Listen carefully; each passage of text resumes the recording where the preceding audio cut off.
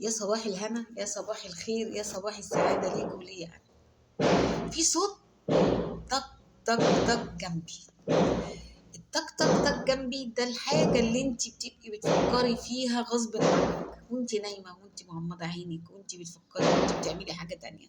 تلاقي عقلك الباطن شغال بيفكر في حاجات انت مش قادرة تبعدي عقلك عنها. ساعات الهبد ده بيبقى مفيد، وساعات أحيانا كتيرة بيبقى مضر. عشان نطلع من الدوامة دي بنصلي على رسول الله ونحمد ربنا ونرضى، ونقول إن إحنا في نعمة كبيرة أوي أوي أوي أوي.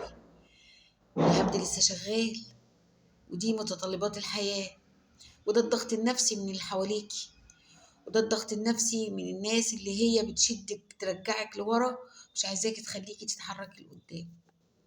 الضغط ده أو الهبد ده أو الضغط النفسي ده هيستمر طول ما انت عايشة، وصوته هيعلى وهيزيد طول ما انت ناجحة، وطول ما انت بتقدمي لقدام. اتقدمي لقدام وتحركي، وما يهمكيش أي هبد ولا أي خبط. على قد الهبد على قد ما هتاخدي حسنات وتعدي الدنيا عليكي.